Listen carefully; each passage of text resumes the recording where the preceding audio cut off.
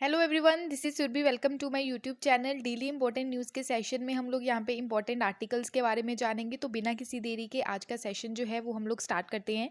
यहाँ पे बात सबसे पहले की जा रही है, आज के दिन हम लोग जो है सेलिब्रेट करते हैं कारगिल जो वॉर हुई थी हमारी कंट्री के द्वारा। कारगिल जो एरिया है उस पर जीत हासिल की गई थी पाकिस्तान आर्मी को हरा के। तो यहाँ पे बहुत सारे जो हमारे आर्मी पर्सनल्स हैं वो शहीद हुए। जैसे आप यहाँ पे देख सकते हैं कैप्टन विक्रम बत्रा, इनके ऊपर मूवी भी यहाँ पे बनाई गई है। तो यहाँ पे आप देख सकते हैं कि सिद्धार्थ मल्होत्रा के द्वारा बहुत अच्छे तरीके से यहाँ पे रोल प्ले किया गया है। इस मूवी का नाम क्या था प्लीज़ आप लोग बताइएगा ज़रूर। ओके, यहाँ पे हम कारगिल विजय दिवस के बारे में हम लोग यहाँ पे बात करेंगे। यहाँ पे 26 जुलाई को यानी कि आज ही के दिन हर साल हम लोग सेलिब्रेट करते हैं। और यहाँ पे जो विक्ट्री हमारी जीत हुई थी ओवर पाकिस्तानी जो पर्सनल्स हैं उनके ऊपर 1999 कारगिल वॉर इसका नाम दिया गया। और कारगिल वॉर जो है मई 1999 को कंटिन्यूली यानी कि 60 डेज तक ये वॉर चली थी। 26 जुलाई तक ऑफिशियली डिक्लेयर कर दी गई थी ये वॉर। ओके, तो कारगिल वॉर को हम कारगिल कॉन्फ्लिक्ट के नाम से भी जानते हैं। मई एंड जुलाई के बिटवीन ये यहाँ पे वॉर हुई थी 1999 में। उस टाइम हमारी कंट्री के प्राइम मिनिस्टर कौन थे, क्या आपको पता है? अगर पता है तो प्लीज़ कमेंट सेक्शन में इसका आंसर ज़रूर दीजिएगा। और यहाँ पे जो डिस्ट्रिक्ट आज के टाइम में यूटी है लद्दाख की, यानी कि यूटी जो है लद्दाख, वहाँ पे डिस्ट्रिक्ट आपको देखने को मिलती है कारगिल।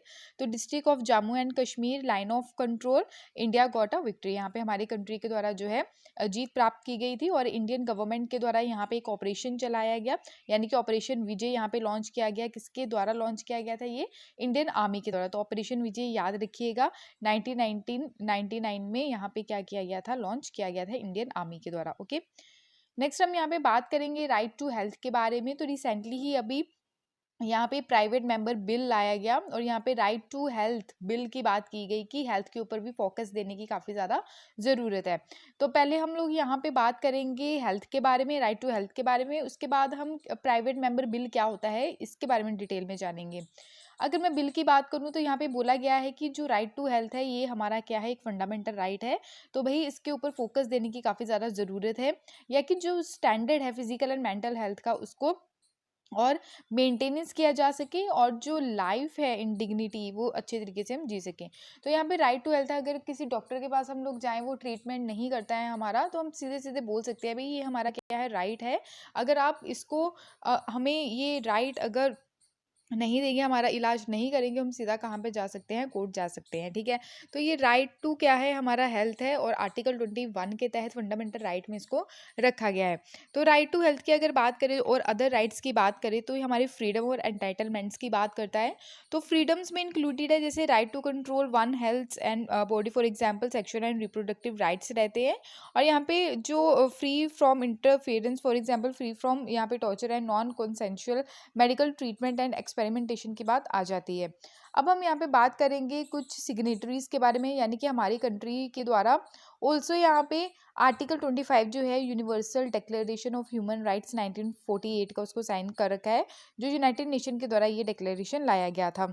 और ये क्या करता है, हमें ग्रांट प्रोवाइड करवाता है हमारी कंट्री को right to standard of living educate for the health. Article 21 जो है हमारे कॉन्स्टिट्यूशन का, ये गारंटी देता है, फंडामेंटल राइट है हमारा, right to life and personal liability. Okay, तो राइट टू हेल्थ के बारे में इसी आर्टिकल में बात की गई है। और आर्टिकल जो है 38, 39, 42, 43 एंड 47 ये डीपीएसपी का है, यानी कि directive principle of state policy का है।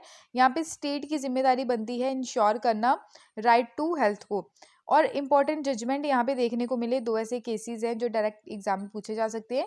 पश्चिम बंगाल खेत मजदूर समिति केस 1996 का, यहाँ पे स्टेट के वेलफेयर की बात की गई है। प्राइमरी ड्यूटी क्या है स्टेट गवर्नमेंट की, और इंश्योर करना लोगों के वेलफेयर के बारे में। और गवर्नमेंट की ड्यूटी बनती है कि लोगों को राइट टू हेल्थ जो है वो प्रोवाइड करवाना, मेडिकल फैसिलिटी जो है, ठीक है, वो अच्छे तरीके से क्या करना, प्रोवाइड करवाना लोगों को। क्लियर। और इसके बाद एक और केस आता है परमानंद खतरा वर्सेस यूनियन ऑफ इंडिया 1989 का। सुप्रीम कोर्ट के द्वारा यहाँ पे जजमेंट जो दिया गया कि एवरी डॉक्टर जो है, whether at the government hospital में जो हर एक डॉक्टर है, otherwise has a professional obligation to extend the services with due to expertise for protecting life. यहाँ पे जो बात की गई थी इस जजमेंट के तहत कि डॉक्टर जो है, गवर्नमेंट डॉक्टर की पूरी ड्यूटी बनती है कि वो गवर्नमेंट हॉस्पिटल्स में क्या करे, लोगों को सही ट्रीटमेंट दे, ठीक है। तो ये जजमेंट जो है 1989 का निकल के आया। सिग्निफिकेंस क्या है इसका कि right based health care services की बात की गई है। Right based health care services मतलब क्या रहता है कि यहाँ पे प्रॉपर वे से लोगों को हेल्थ केयर सर्विसेज प्रोवाइड करवानी है, और wide access to health services and reduce करना आउट ऑफ पॉकेट एक्सपेंडिचर, यानी कि इतना प्रोवाइड करवाना है लोगों की कि उसको अपनी जेब से ना खर्च करना पड़े, ठीक है। तो यानी कि जैसे बिलो पॉवर्टी लाइन जो रहते हैं लोग, जो खर्च नहीं कर पाते अपनी हेल्थ को लेके, तो वहाँ पे क्या कर सके, ये गवर्नमेंट जो है उनको फैसिलिटी प्रोवाइड करवा सके, क्लियर। और काफ़ी ज़्यादा चैलेंजेस भी देखने को मिलते हैं, जैसे lack of primary health care services आता है, यानी कि हेल्थ केयर सर्विसेज जो है, जैसे गाँव वाले एरिया में क्या रहता है, बहुत ज़्यादा कमी देखने को मिलती है, डॉक्टर्स वहाँ पे अवेलेबल नहीं होते हैं, ठीक है। इनएडिक्वेट फंडिंग की बहुत ज़्यादा कमी रहती है। सब ऑप्टिमल पब्लिक हेल्थ सिस्टम भी यहाँ पे देखने को मिलता है। इंपॉर्टेंट बात यह है, हेल्थ जो है वो कौन सी लिस्ट में है, आज के टाइम में ओनली स्टेट लिस्ट में है। 15th फाइनेंस कमीशन के द्वारा ऑलरेडी बोला गया था कि हेल्थ को कॉन्करेंट लिस्ट में ट्रांसफ़र कर दिया जाए, ताकि उस पर स्पेसिफिकली लॉ बनाए जाए और इम्प्लीमेंट किया जाए सेंटर और स्टेट लेवल पे भी। तो आज के टाइम में जो हेल्थ का जो मुद्दा है, हेल्थ जो सब्जेक्ट है वो स्टेट लिस्ट में है, क्लियर। तो इसको कॉन्करेंट लिस्ट में शिफ्ट करने की बात की गई थी, तो ये इंपॉर्टेंट है, याद रखिएगा। आई होप आपको ये क्लियर हुआ होगा। अब हम बात करते हैं यहाँ पे प्राइवेट मेंबर बिल के बारे में। प्राइवेट मेंबर बिल आखिर होता क्या है? प्राइवेट मेंबर बिल कौन यहाँ पे लोकसभा में या राज्यसभा में पेश करता है? तो ये दोनों हाउसेज में पेश किया जा सकता है, बट ये मिनिस्टर नहीं यहाँ पे पेश करेगा। मिनिस्टर यानी कि जैसे होम मिनिस्टर हो गए, फाइनेंस मिनिस्टर हो गए, ठीक है, ओपोजिशन के द्वारा या ये जो है सबसे ज़्यादा प्राइवेट मेंबर बिल जो है ये पेश किया जाता है पार्लियामेंट में, ठीक है। तो मेंबर ऑफ द पार्लियामेंट रहते हैं who is not a minister, ठीक है, मिनिस्टर नहीं होने चाहिए, ठीक है, that is not a member of the government. And यहाँ पे प्राइवेट मेंबर बिल जो है ये पेश किया जाता है। मेन इसका मोटिव क्या रहता है कि गवर्नमेंट को अट्रैक्ट करना, स्पेशली क्या क्या इश्यूज देखने को मिल रहे हैं सोसाइटी में, ठीक है। तो स्पेसिफिकली यही एक मुद्दा रहता है, बिल को इंट्रोड्यूस किया जाता है मिनिस्टर्स के द्वारा, ठीक है, उसको बोलते हैं गवर्नमेंट बिल, क्लियर है। यानी कि जैसे जो रूलिंग पार्टी जो रहती है उनके द्वारा जो बिल पेश किया जाता है पार्लियामेंट में, उसको बोलते हैं गवर्नमेंट बिल बोलते हैं। तो प्राइवेट मेंबर बिल जो है ड्राफ्ट किया जाता है एमपीज के द्वारा खुद ही, ऑफिसेज, एंड चेक किया जाता है legal consistency by the parliament secretariat. तो प्राइवेट मेंबर बिल आपको एक क्लियर हुआ होगा। तो प्राइवेट मेंबर बिल जो है ज़्यादातर पास नहीं किए जाते हैं, वैसे के वैसे ही रह जाते हैं, बट कुछ जो प्राइवेट मेंबर बिल्स जो है वो पास भी किए गए हैं पार्लियामेंट के द्वारा। आप देख सकते हैं सबसे ज़्यादा जो प्राइवेट मेंबर बिल पास किए गए हैं जब तक जवाहरलाल नेहरू जी की गवर्नमेंट थी, उस टाइम यहाँ पे बहुत सारे प्राइवेट मेंबर बिल पास किए गए। जैसे यहाँ पे देख सकते हैं फर्स्ट जो प्राइवेट मेंबर बिल था, मुस्लिम वक्फ बिल 1952 में पास किया गया था। यहाँ पे आप देख सकते हैं लोकसभा में यहाँ पे पेश किया गया 1954 में, क्लियर। तो एक 14 टोटल जो है आप देख सकते हैं प्राइवेट मेंबर बिल यहाँ पे पास किए गए थे। तो यहाँ पे 1969 तक जो है ये प्राइवेट मेंबर बिल पास किए गए, क्लियर। तो यहाँ पे हिंदू मैरिज अमेंडमेंट बिल 1963 का आ गया, हिंदू मैरिज अमेंडमेंट बिल यहाँ पे 1956 का भी यहाँ पे लाया गया, क्लियर। तो ये कुछ प्राइवेट मेंबर बिल्स हैं जो पास किए गए थे, क्लियर, पार्लियामेंट के द्वारा। तो यहाँ पे 13th लोकसभा में टोटल इंट्रोड्यूस किए गए थे 343, और यहाँ पे डिस्कस किए ओनली 17। आप देख सकते हैं कि कितना फोकस किया जाता है private member bill pay. 14th Lok Sabha में अगर बात करें तो यहाँ पे 328 इंट्रोड्यूस किए गए, बट डिस्कस कितने किए गए, 14। 15th लोकसभा की बात करें तो 372 यहाँ पे इंट्रोड्यूस किए गए, बट 11 ही यहाँ पे डिस्कस हो पाए। तो 16th अभी आज के टाइम में कौन सी लोकसभा चल रही है, 16th लोकसभा चल रही है। तो यहाँ पे यानी कि 16th लोकसभा जब तक आएगी नहीं, अभी 15 लोकसभा चल रही है।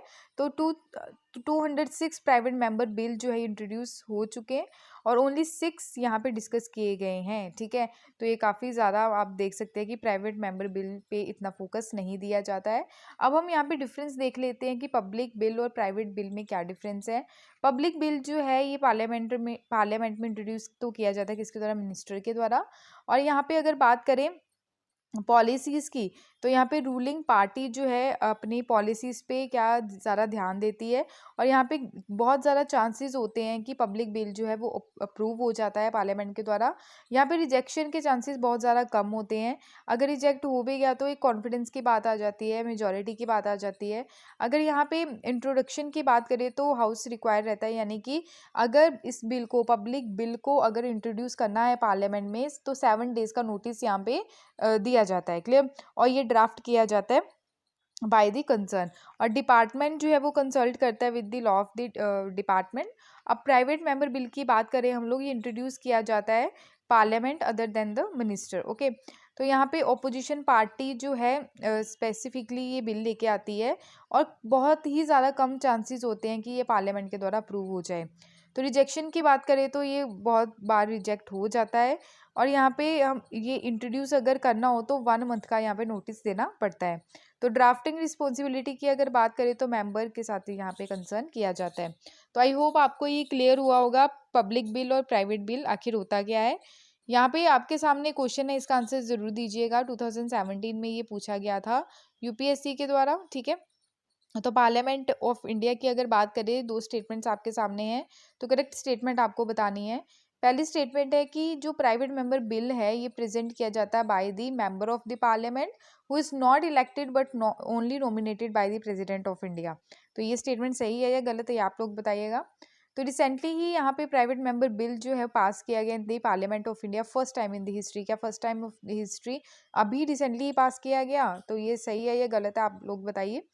तो ऑप्शन ए है 1 ओनली, ऑप्शन बी है 2 ओनली, ऑप्शन सी है बोथ 1 एंड 2, ऑप्शन डी है नेदर 1 नो 2। तो इसका आंसर कमेंट सेक्शन में जरूर दीजिएगा अगर आपको ये आर्टिकल अच्छी तरीके से समझ आ गया हो तो। ओके, तो आइए यहाँ पे नेक्स्ट आर्टिकल की हम लोग बात करते हैं अरावली रेंजेस के बारे में। अभी हाल ही में ही यहाँ पे सुप्रीम कोर्ट के द्वारा बोला गया है कि जो ग्रीन प्रोटेक्शन है फॉरेस्ट लैंड अरावली रेंजेस का, ये अभी क्या हो रहा है, ये डिसअपियर हो रहा है। तो इसकी प्रोटेक्शन की बात की जा रही है, स्पेशली हरियाणा को यहाँ पे फटकार लगाई गई है, किसके द्वारा? सुप्रीम कोर्ट के द्वारा।